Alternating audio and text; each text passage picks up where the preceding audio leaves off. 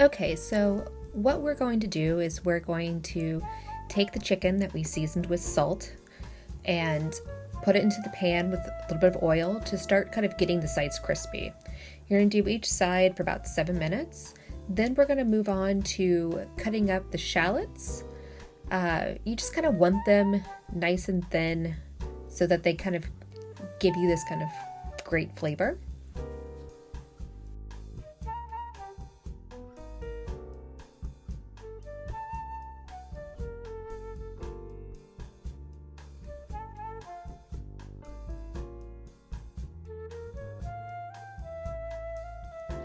From here, you're going to use the remaining oil to saute the shallots, and then we're going to put the seasonings together and put the chicken on top inside a stock pot. This is going to simmer for 40 minutes, and once that is completed, we have this.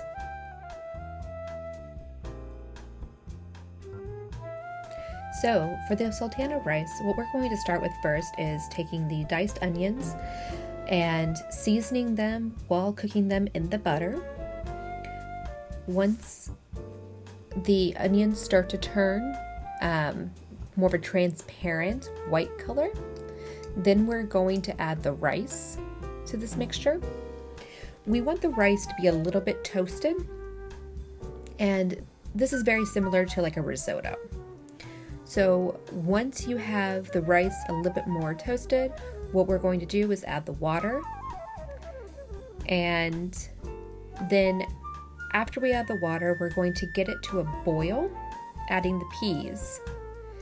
And then from there, we just let it kind of cook for 15 minutes. We open it up, we put the sultanas on top and let it continue to steam, and we're done. Thank you so much for watching our video. Please remember to like, subscribe, share. If you like this content and you want to see more of it, please help us continue to produce it. You can support us through our store with the link in the description.